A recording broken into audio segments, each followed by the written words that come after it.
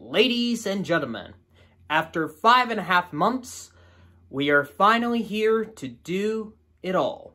After we had our winners for the Golden Globes / nominations, our nominations of the Critics' Choice, the Independent Spirit Awards, and all of our 4 guilds and the BAFTAs, we've got everything what we need to do what we think it is going to be nominated at this year's Academy Awards, with the nominations that was originally supposed to be this past Friday, then it was supposed to be this past Sunday, and now it will be this Thursday due to the LA wildfires that had occurred. As we are not going to be predicting just the big 8 categories, but specifically all 23 categories. All the short films, the technical nominations, all 3 featured film categories, and of course, as I mentioned, the big 8 with the screenplays, the acting nominations, directing, and what would become the 10 films that will receive a Best Picture nomination. But the biggest question we have in our minds, how many nominations is Emilia Pérez? Yes, it's Emilia Pérez instead of Perez, as we all thought.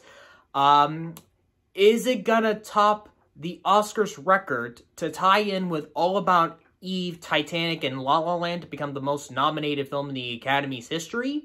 Or is it going to top all 3 of them and get like 15 or 16? I seriously doubt for 15 or 16, but the most common is definitely going to be 14 at the moment. And we'll see, based on my predictions, if I am predicting that correctly, if it is going to make that history or not. But we know for a fact it is definitely going to be the most nominated film at this year's Oscars. Now, when it comes to my final nomination predictions, the tradition I usually go through, now obviously if you saw in the last nomination predictions I've done through August all the way up to December, I just do the big 8. I just started with the screenplays and then go all the way up to Best Picture for last. One tradition I usually do here for my final Oscar nomination predictions is I go by the order of last year's Oscars nominations announcements. If you remember the one with Sazy Beats and, I forget, I think it was Dennis Quaid's son. I don't know at the top of my head, but you know the one.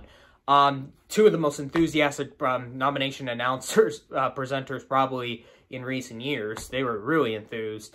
So yeah, I'm going to be going through that order specifically from the categories that they had announced from last year's nomination announcements.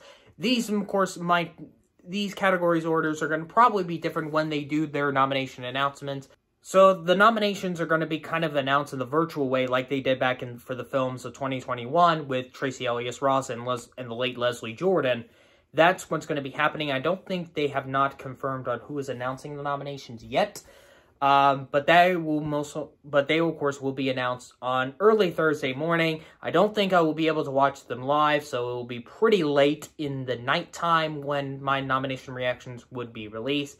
I was really hoping it was going to be this past Friday or even Sunday, but because that would have been perfect time to see them live, but oh well. It's just IRL stuff is kind of preventing me, so I really have to avoid specifically YouTube all day until, specifically until, I can still be on it throughout early morning, but not till, after, 8:30ish or so, because that's around the time when they announce their nominations, or a little after 8, so yeah, I'm gonna really have to avoid that throughout most of the day until when I get back home later Thursday evening. So, with that being said, let's do it all 23 categories. Let's start this up with the first category that was announced, of course, in last year's nomination announcements, one of the bigger major categories, Best Supporting Actor. I have Yora Borisov in Honora, Kieran Culkin in his lead performance in A Real Pain, Clarence Macklin in Sing Sing, Edward Norton in A Complete Unknown, and Guy Pearce in The Brutalist. Now, Clarence Macklin might be, of course, in a little bit of trouble because he didn't get either Globes, and especially missing SAG was a big, massive hit for Sing Sing. But how many of the international members of the Academy are going to really take to it more so than a lot of the American ones? Because as we saw, BAFTAs really took well to Sing Sing more than the guilds did, and you've got to have to think how many of those BAFTA voters are also Oscar voters, especially if they're members of the actors branch, because other than in the guilds, BAFTAs is the only other award show we probably know for a fact that have Oscar voters in them, because Critics' Choice and Golden Globes, they don't really matter. Maybe Independent Spirit Awards, but the Guilds and the BAFTAs are the two most common ones. Remember, the BAFTAs managed to almost got what the Oscars did this last year's ceremony, with the exception of visual effects, because BAFTAs didn't even recognize Godzilla -1, either the nomination or even long list-wise. So, it depends on how many international members of the actors branch are there. They would probably have to recognize Macklin. Although, Yoris Borisov is also more of a European thing as well. But I feel like it's interesting that Borisov and Culkin are the two that are the most confident in getting in. I would say Norton as well. But he might be in a little bit of trouble, maybe a bit. But he has only been nominated, I think, 3 times in his career. So, kind of is definitely, especially how a complete unknown's really done at the Guilds and the BAFTAs. Oh boy. Now, there is also a bit of questionable of maybe something happening recently. I don't know if there's a rule or not, but is there a rule in the Academy that you're not allowed to play yourself?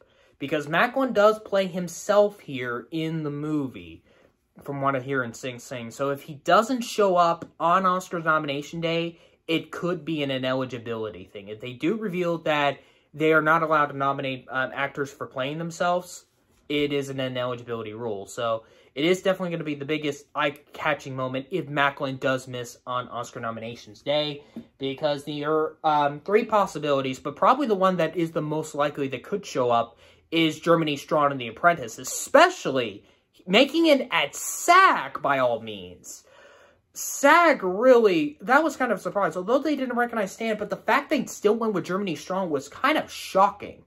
But, of course, since this is the biggest American award show, that obviously is so liberal, even though I don't like going into politics that much, and especially now since these nominations are coming out 3 days after the inauguration, yeah, they're going to try to not nominate The Apprentice as much as they can. But if there is any possibility for The Apprentice would show up anywhere at the Oscars, it would be just for Germany Strong. Now, Gladiator 2 needed that PGA nomination a bit, but as you can see with the Guilds and the BAFTAs, they didn't really took to Gladiator 2. Like, I can understand why, like, Denzel Washington never's been nominated at the BAFTAs, of course, because they hate him for some reason, but I feel like he's probably going to be in the outskirts here. And then Jonathan Bailey's just the one nomination that just got in SAG, and he's not going to show up anywhere else. For costume design, I have Beetlejuice, Conclave, Emilia Pérez, Nosferatu, and Wicked.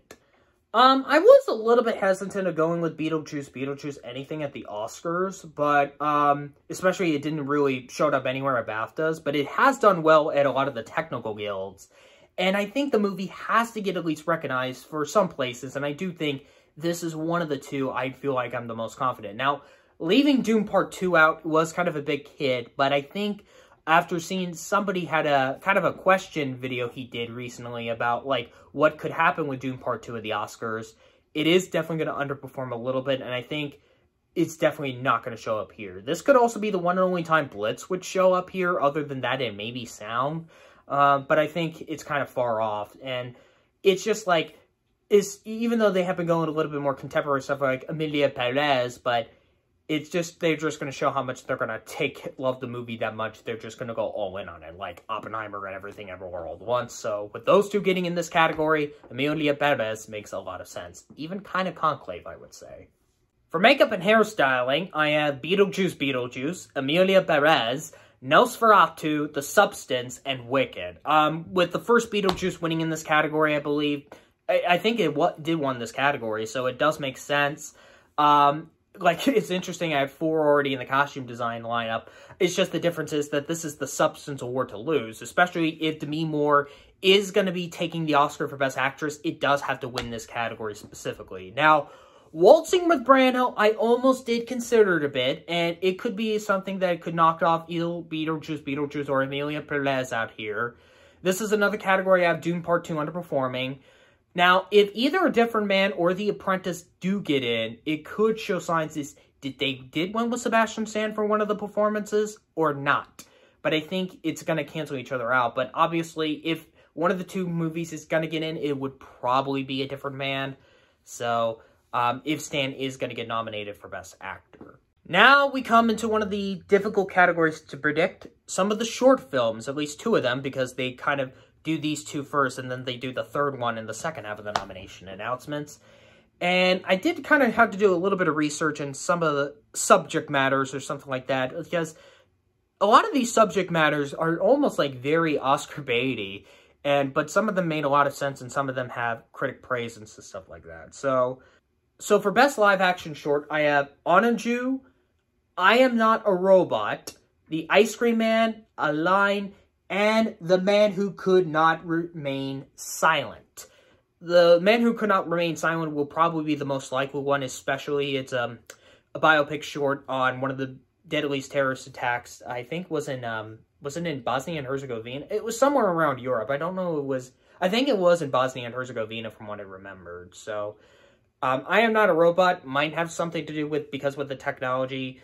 Onaju, I heard, is about child labor, and so that's something that I think really do. And The Ice Cream Man is some sort of a Holocaust survival thing a bit. So, any of the other candidates, Edge for Space is kind of has I think another biopic scenario, but I think it might be a little bit too popular to go with. Paris 3070, it looks like kind of, I hadn't done much research about some of the plots, and I had to really think of the plots mainly of like what could really make it, not based on much of the critic receptions. For Best Animated Short, I have A Bear Named Wojtek, A Beautiful Man, Me, Wander to Wonder, and Yuck. Yuck! A Bear Named Wojtek, Beautiful Man, Wander to Wonder, and Yuck all appeared at the Annie Awards. Now, I know that sometimes the Annies doesn't really matter as much, although last year's animated short winner was not also the only Annie nominated that was in the Oscar shortlist, but it ended up getting the nomination and won. And since 4 of these showed up at the Annies, with A Bear Named Wojtek showing up, I believe, in the special production category, and with Wander to Wonder making it at BAFTA also was a good sign as well. Me is definitely the high-profile one here, because not mainly on the subject or anything like that, but it is directed by Don Hertzfeldt. For those who don't know, Don Hertzfeldt is one of those notable animators that had made some interesting ones, but he's known for like some sort of paper hand-drawn style animation. And you might know him because he had 2 shorts that were previously nominated. Rejected, which that would later on become a viral video on YouTube. You might know the memes, "My spoon is too big," and "I am a banana." That's him. And he also did World of Tomorrow in 2015, which was the frontrunner in that year, but lost to the Chilean film Bear Story. This would probably give him a 3rd chance to get nominated, and hopefully maybe this could be the win. But you also have 4 in the Annie Awards. I know this seemed way too safe, but when you look at the other ones, it's kind of odd. Like, A Crab in the Pool almost I wanted to go with because it had a big sister, little brother story, but I don't think that's not going to happen. Let's get serious and talk about one of the bigger categories, Best Adapted Screenplay. I have A Complete Unknown, Conclave, Dune Part 2, Emilia Pérez, and Nickel Boys. So, Conclave is basically, this is kind of the award to lose, but Emilia Pérez, since it's going to get nominated everywhere, it's pretty much the most often one. At the moment, this is the only shot for Nickel Boys to show up anywhere at the Oscars, because as you can see, the Guilds and the BAFTAs didn't really took much to the film except for the script itself and Ramel Ross getting in for debut feature. But with A Complete Unknown really dominating at the Guilds and the BAFTAs, it has to get in here. It's not like, yeah, it obviously showed up at WGA because of ineligibility things, but the fact that it also showed up at BAFTA, that just tells me, okay, it's going to get in here, isn't it? I know Bohemian Rhapsody and Elvis didn't, but if there's going to be one music biopic that's going to do it, it looks like it's going to be A Complete Unknown. I know Dune Part 2 could miss this one as well here if it is really going to underperform, because it could pull in one film in particular that I will talk about when we get to Best Picture.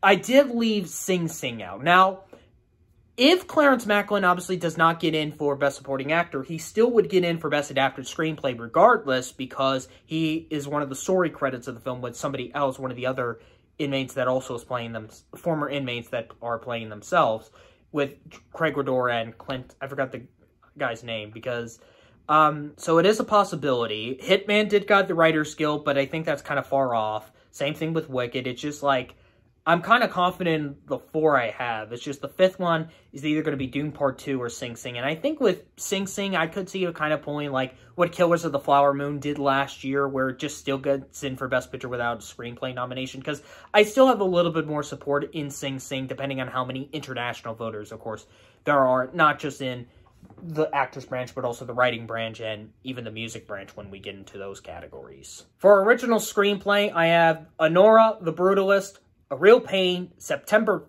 5th, if they do call it that, but I'm worried they would say September 5, but I think they should say September 5th, and The Substance.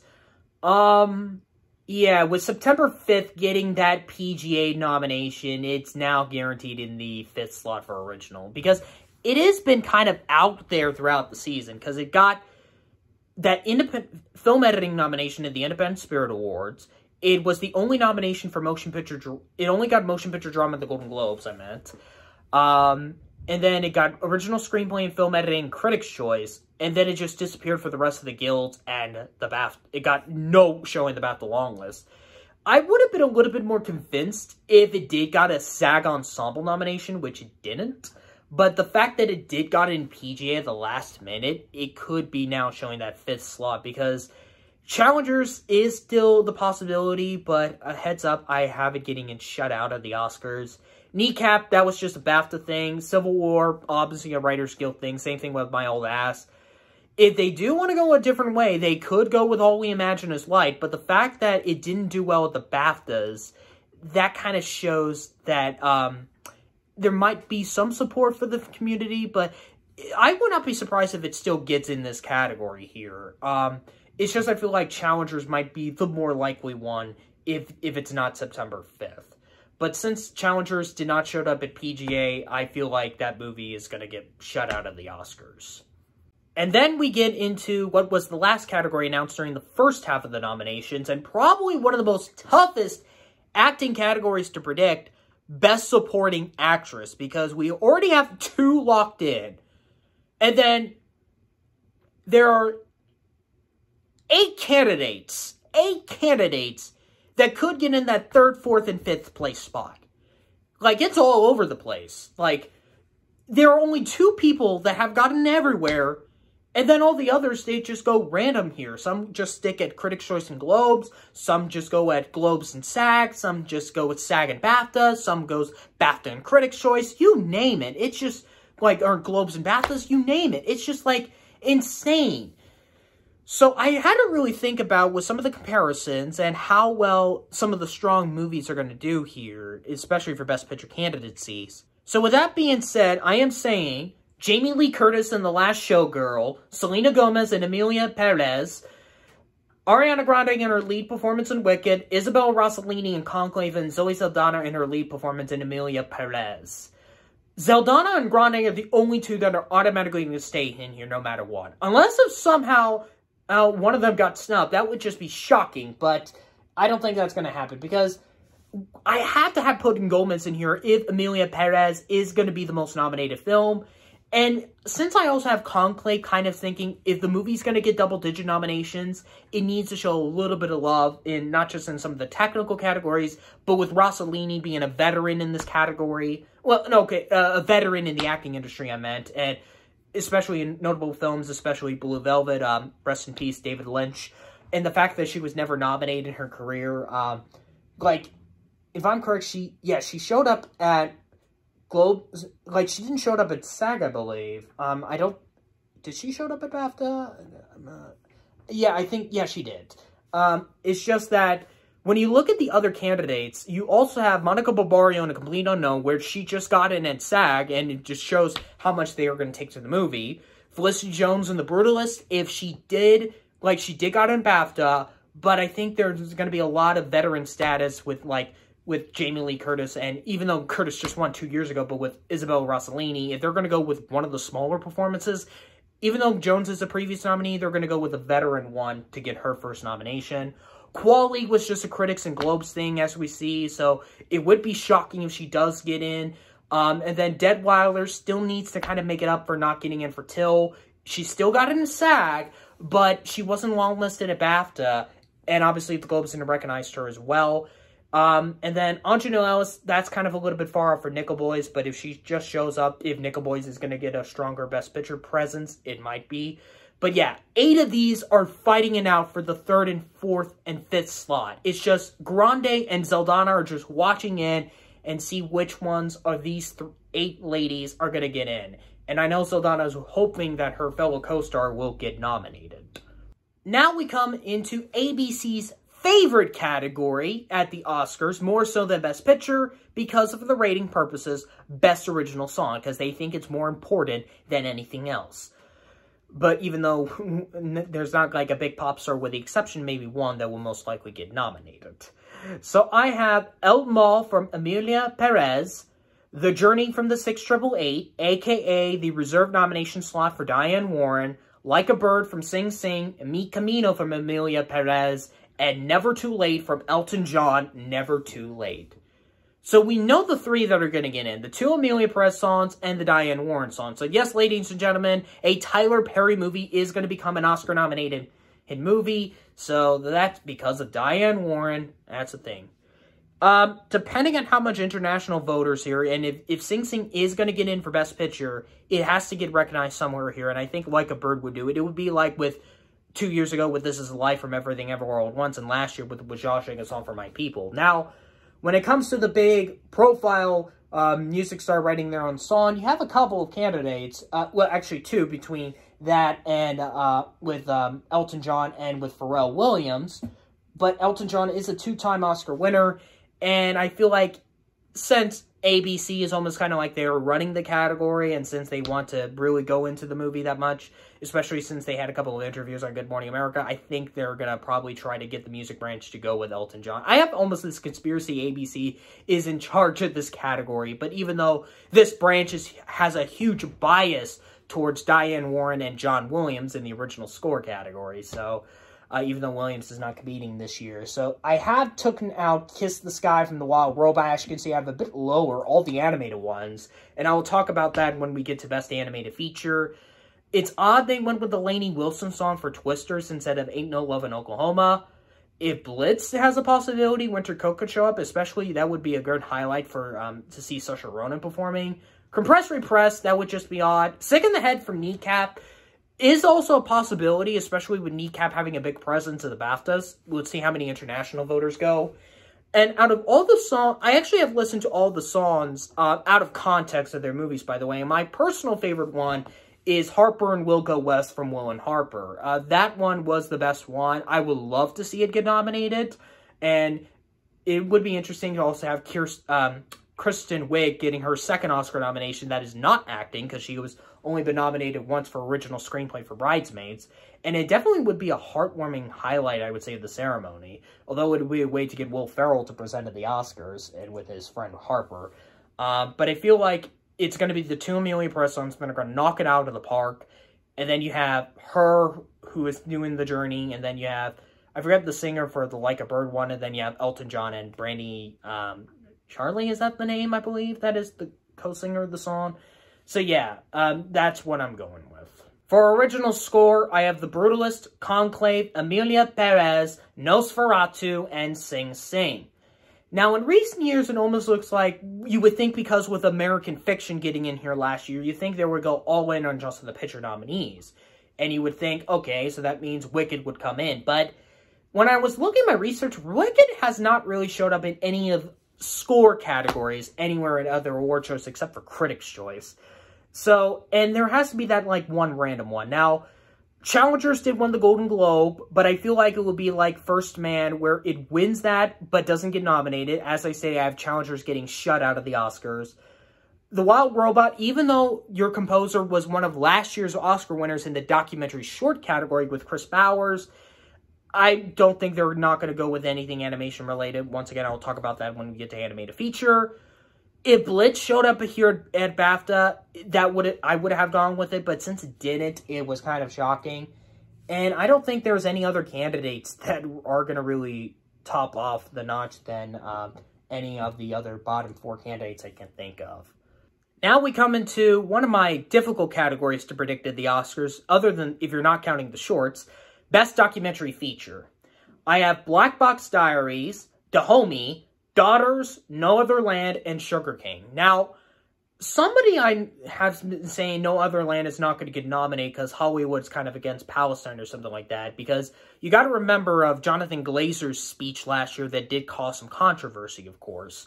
But I don't know, it's been over a year, but if you have to look at the other war that we're focusing on right now, because I know 20 Days in Mariupol obviously was the winner last year, and you would think, oh, since they go more with the Russian-Ukrainian War one, you would think they would go with Porcelain War, which did showed up, I believe, at both PGA and I think at DGA as well, and I really should be considering it, but I feel like, I don't know, because you gotta keep in mind what subjects, because they're not going to go with Will and Harper, of course, because if you win the Critics' Choice for Documentary Feature, the Critics' Choice Documentary Awards, you're not going to get nominated at the Oscars. And Superman, the Christopher Reeve story, which tied that, missed the shortlist. Will and Harper, although it has a chance since it got in for original song on shortlist, I don't think it's going to happen. Now, one thing that has been very common, though, is that if a documentary does show up in both the documentary feature and international feature shortlists, it is more common for them to get in this category, because although we had films like Honeyland Collective and Flea getting both of those categories, with Flea also getting in for animated, but then you have like The Mole Agent and last year with Four Daughters and 20 Days in Mariupol, where they appeared in both of the shortlists for documentary and international, and only showed up in documentary. And with Dahomey being both in the documentary and international shortlist, I think it will most likely guarantee to get in for documentary feature. Yeah, with Will and Harper being a popular subject, they're not going to go with that. Frida is also way too much of a popular one. Union could be a possibility because of the subject matter. It's kind of common in recent years or so. The Remarkable Life of Abelin, I've heard a lot of things about, but even though it has a serious subject matter, but with the World of Warcraft being kind of like a subject to the film, it might be too popular enough, even though that's not a good thing to say. I think it's just, like, although it would be very ironic that they would go with that, but if they're going to go with one Netflix documentary, it's easily going to be Daughters. For documentary short, I have Chasing Rue, Death by Murders, I Am Ready, Warden, Incident, and The Only Girl in the Orchestra. I almost considered not having Chasing Rue in here, but with the subject matter, I feel like it has to show up in there. Like, Incident really makes a lot of sense. Death by Numbers makes a lot of sense as well. I'm Ready, Warranted. Like, a lot of these subject matters really could affect, depending on how, with the upcoming transition. And, like, I did originally had Seat 31, Zoe Savara, especially for its subject matter as well, and with, like, a film like Emilia Pérez being considered in the main featured film categories, you would think, like, that would show up as well. Once Upon a Time in Ukraine, another Russian-Ukrainian war documentary.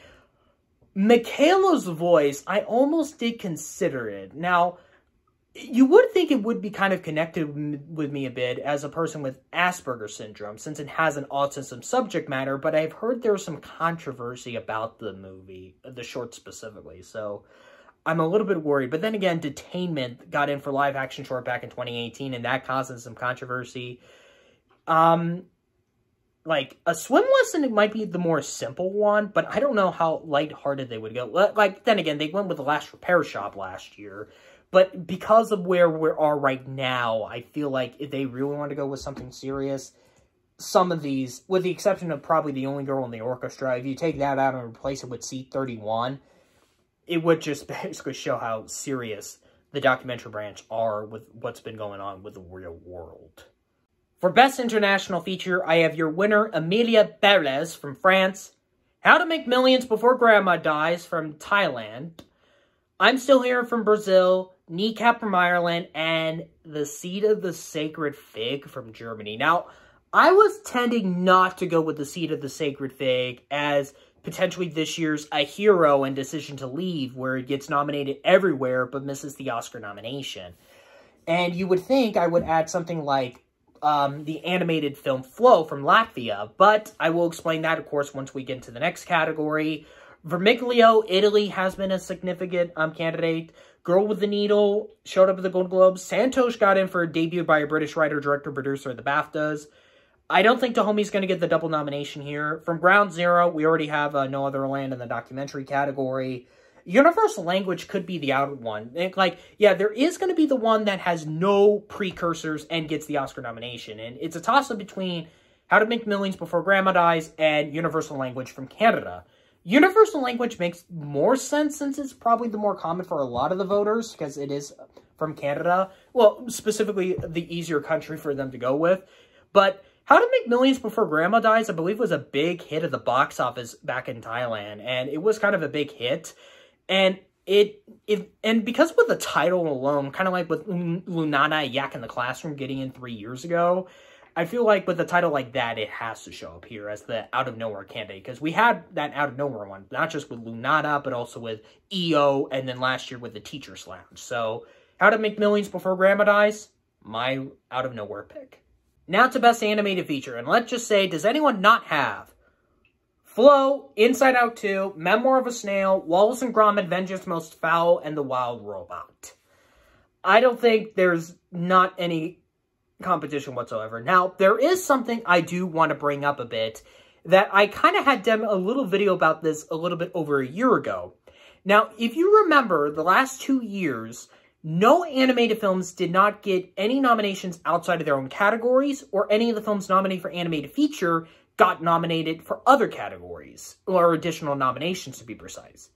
And obviously, as you can see, The Wild Robot has a chance to potentially get 4 nominations, Inside Out maybe with 2, and Flow potentially the double nomination for Animated International. But with Janet Yang as the Academy president, because with her being the president 2 years ago, ever since she became president of the Academy, none of the animated films have gotten nominated outside of their own category. Because of her leadership, animation's just going to get screwed until when she is out of office. It's just like, because unlike all of her other predecessors, including Cheryl Boone Isaacs, the first female president of the Academy, she just apparently doesn't give a shit about animation, apparently. I don't know if this is kind of a conspiracy or not, but I would not be surprised if her leadership is trying to have her, like, telling all the branches not to recognize animation whatsoever.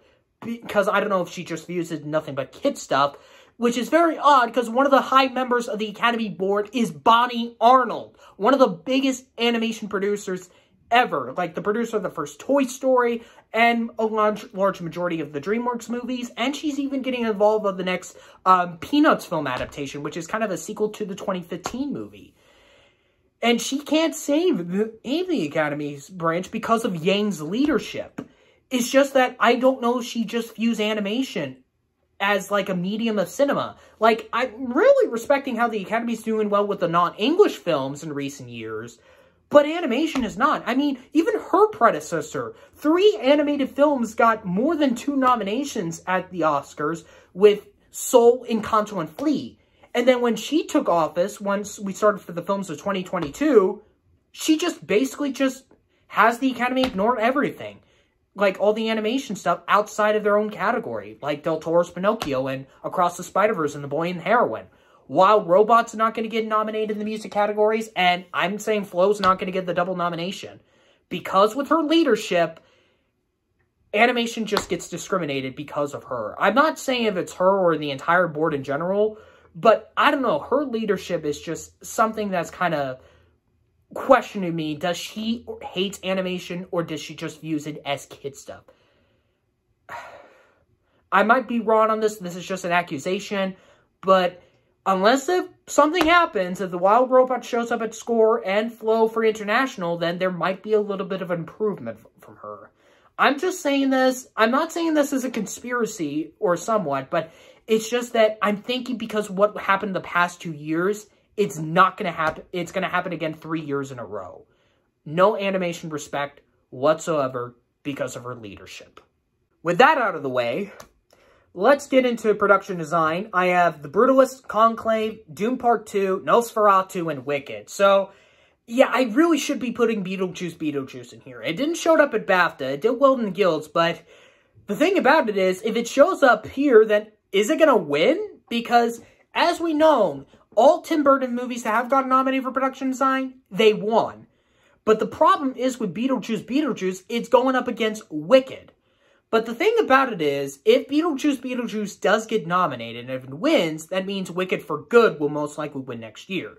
Although The Brutalist probably makes the more sense to win because it's about, like, I kind of probably talked about this in the BAFTA nomination predictions, that I think it's kind of like building structures to something that what the production design category is. Because if this was art direction, still, it would probably be a totally different set of nominees. But with Conclave, how they had to recreate the Vatican and Nosferatu, just the setting. And Doom Part 2 could also underperform here as well and not show up here. But I think this is probably the one tech category, other than the obvious two, that will get the next four, I would say, that are probably the most confident. In terms of the design categories, this might be the one that is the most confident one between that, costumes, and makeup. And I think this could also fall here as well.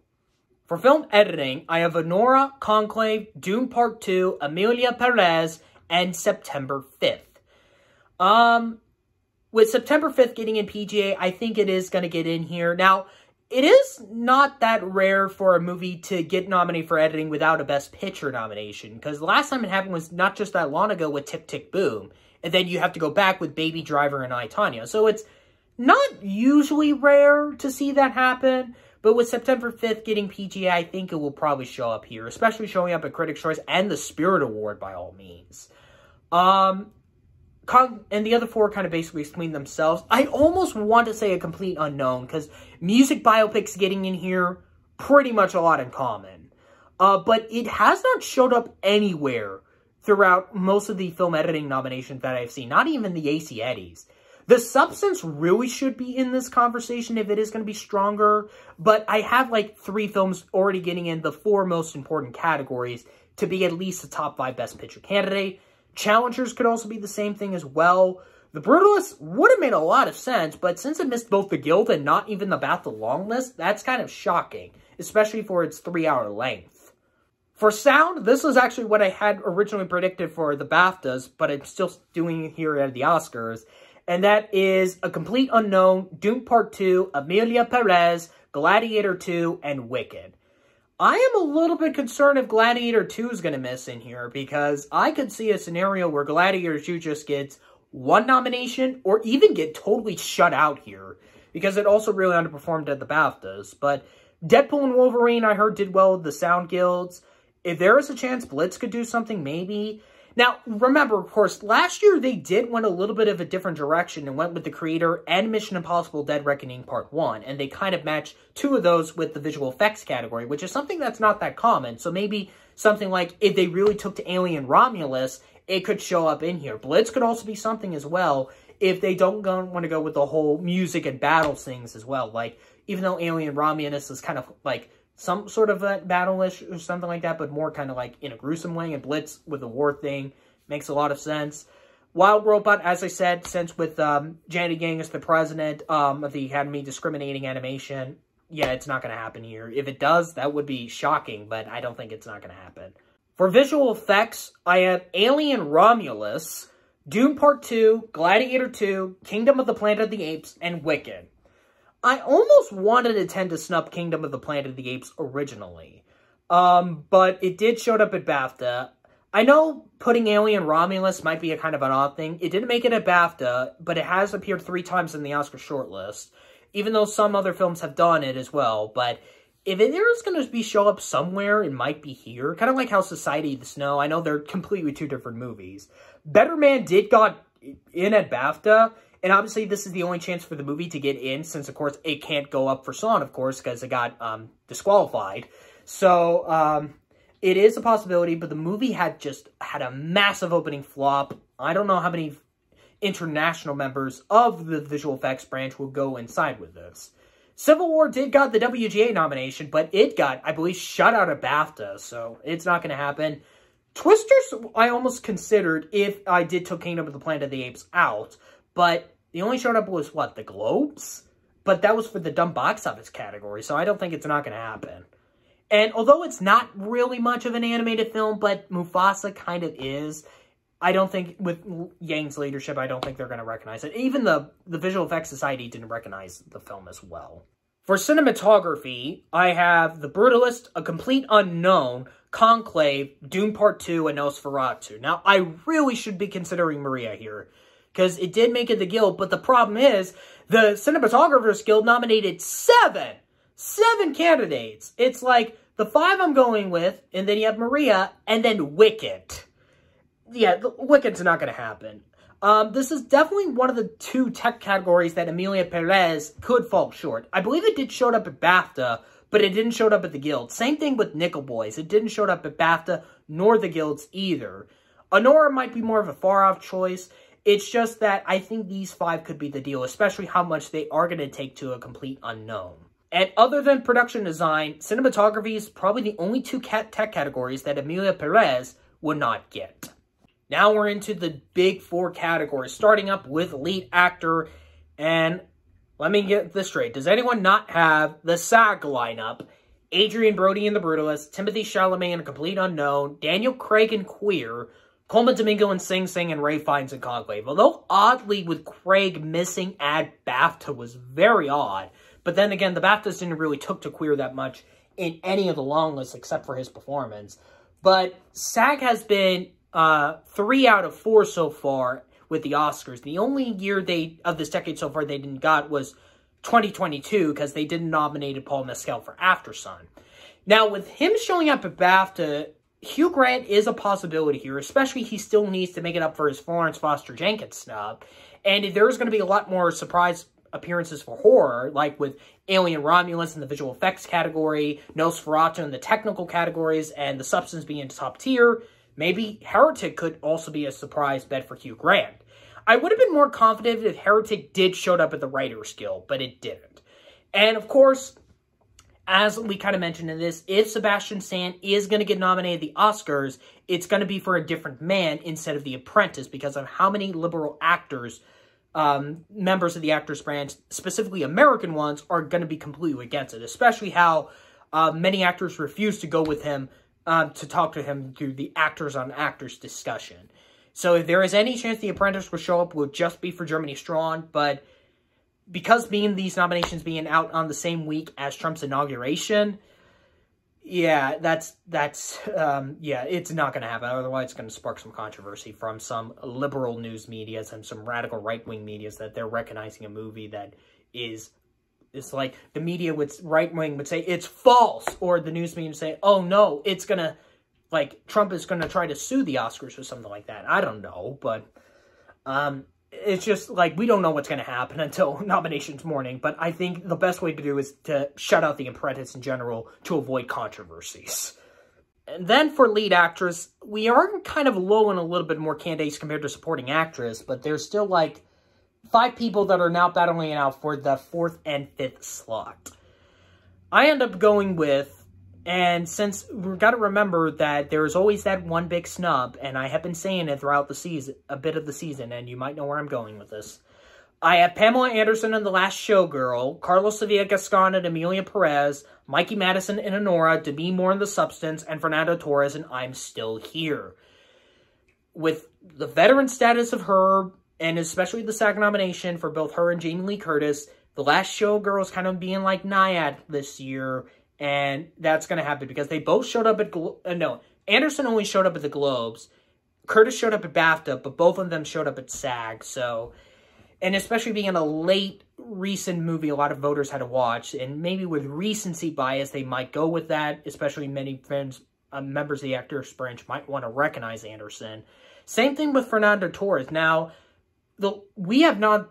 Is this going to happen? Is the drama winner, the best actress winner at the best actress in a drama winner at the Golden Globes does not get nominated at the Oscars, because that has not happened since a 3-way tie that occurred when one of the winners, Shirley MacLaine, got nominated. But in terms of, if we're not counting ties, it's not happened, I believe, in a while, I'm guessing. And Torres could be the deal, but with I'm Still Here kind of consisted of the international category, and because she is the daughter of Fernando Montenegro, it is a possibility. Now, Gascon, Madison, and Moore are pretty much 3 safe, because, as I've stated in my November and December and some of my predictions, Arrivo is going to be Lady Gaga, Viola Davis, and Margot Robbie this year. And I have been saying this for a while. She's not going to get in because I feel like if they are going to nominate her and potentially give her the win, it would be next year for Wicked for Good. That's the reason why I feel like if they're going to award Grande or for the first film, it would be more sense for Arrivo to get more awarded for Good instead of both of them together. Marianne Jean-Baptiste did get in a BAFTA, and with the BAFTAs now kind of helping us a little bit more, especially with the delay of the nomination voting, many people can see it and see if there is a possibility she could get in.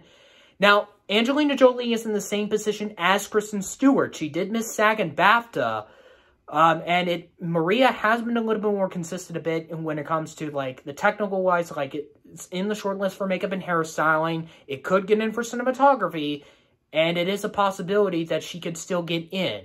But since Maria got shut out of the BAFTA long list, I don't know how many international members of the actors branch are going to take to Maria, more so than Hard Truths and Wicked and even the other candidates like The Last Showgirl or I'm Still Here to be precise. It's just that Gaston, Madison, and Moore are not moving. Unless Gaston is the one that gets knocked off and Arrivo is in, it would be kind of shocking, but they need to have that narrative a bit to get the first transgender actor to be nominated in the Academy's history.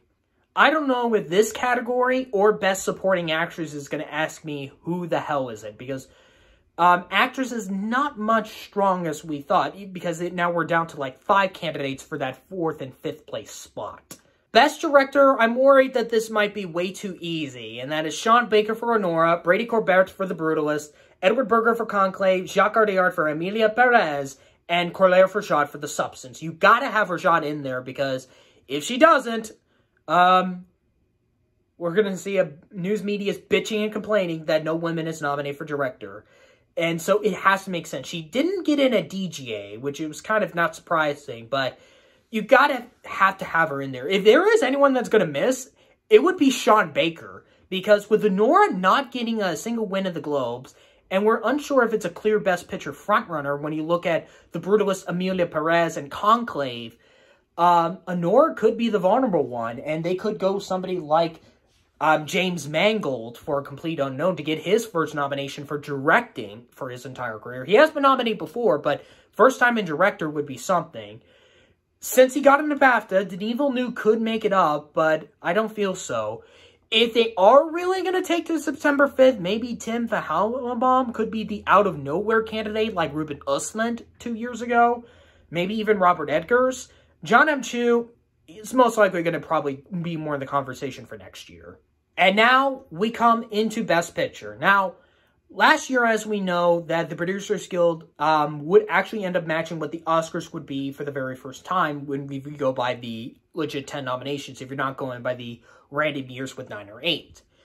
Like with director, I would say, like with lead actress, I would say there are 5 candidates that are battling it out for the 9th and 10th slot. Because we know what the 8 are, but we don't know what the 9th and 10th slot is, because it is a toss-up between 5. I don't even know if this was my lineup last month or not. I don't remember. I think it was not. No, I had one difference. So, what I think... So, I'm going to say the Producers Guild is going to go 9 out of 10 here, because I don't think they're going to go 10 out of 10. It could be 8 out of 10 as well. So, I ended up saying, for my final predictions for Best Picture, Honora, The Brutalist, A Complete Unknown, Conclave, Dune Part 2, Emilia Pérez, A Real Pain, Sing Sing, The Substance, and Wicked. Now, A Real Pain getting in the PGA nomination was kind of a big deal, I would say. And if I were to say what is the 5 between the battling the 8th and 9th, the 9th and 10th slot are Nickel Boys, Nosferatu as the least likely, A Real Pain, September 5th, and Sing Sing. So, Nickel Boys could do the Women Talking in Past Life scenario where it could just get Screenplay and Best Picture, but there would have to be a lot of passion for the film since it didn't do well like in Best Picture conversations like in the producers, like the guilds, or like not making long lists at BAFTA. But it needed that PGA nomination, but since it missed, it is in a little bit of trouble. Nosferatu is the least likely, I would say, but it would have a lot of text to support it. And if it's one, like, movie that a lot of people have passion, especially if they're going to go all in on horror, the Oscars with The Substance, if they do Hugh Grant for support for lead actor for Heretic and Alien Romulus for visual effects or even sound, maybe they would put two horror films in Best Picture. That would be a wishful thinking for many fans, but The Substance is clearly the one that's going to get it in. I do have a real pain getting in here, and that's mainly because if Kieran Culkin is sweeping the Best Supporting Actor race, a lot of people are going to be watching the movie itself, so I feel like there's going to be a lot of people, because with Culkin and the script, they're going to have to put it in here. September 5th, I only have it getting in for screenplay and editing. If it did show up at SAG Ensemble, I would have considered it. And Sing Sing, I think this is where a lot of the international members of the Academy will come in. Although I don't have it getting in for screenplay, I think getting Domingo, Macklin in, and the music categories would probably do it for it. As like that one that, kind of like with Women Talking a bit, where it had struggled throughout the entire season, it just comes in for Best Picture at the last minute. And I feel like that's what it's going to be. Not in the comparison, because it won't get the one nomination other than Best Picture. It just will have at least more categories to support it from international voters of the Academy. And then, like, challengers and I'm Still Here are just probably the 14th and 15th, I would say. It's just like Nickel Boys, Nosferatu, A Real Pain, September 5th, and Sing Sing are battling out for that 9th and 10th slot. So that's all my predictions, but there's one more kind of side prediction that's not going to really matter as much, but kind of a little fun thing to see how many nominations, if my predictions are correct, even though they won't be, how many nominations each of the movies are going to get. So what I have, going from bottom to top this time, I have Beetlejuice, Gladiator 2, I'm Still Here, The Last Showgirl, and September 5th with 2, A Real Pain with 3, Nosferatu, Sing Sing, and The Substance with 5, Anora and A Complete Unknown with 6, Dune Part 2 underperforming a little bit, which I want to mention real quick. I forgot to mention the Best Picture predictions. Dune Part 2 is going to be looking like The Lord of the Rings, The Two Towers here at the Oscars. And Wicked, I think I just said that, with 7 nominations. So yeah, I kind of underperformed a little bit with Dune Part 2 because with the tough competition it's having. And probably the early release date kind of hurt its chance of maybe. The Brutalist with 8, Conclave with 10, and I have Emilia Pérez tying in the all-time Oscars nomination record with 14. The only 2 categories Emilia Pérez could get if it goes 15 or 16 are production design and cinematography, but I guarantee those 2 are not going to happen, especially production design. I don't think that's the one tech category we know for a fact it's not going to get in. So it could go up to 16 to be an all-time record, but I think it's going to tie with All About Eve, Titanic, and La La Land with the most nominations in the Academy's history with 14.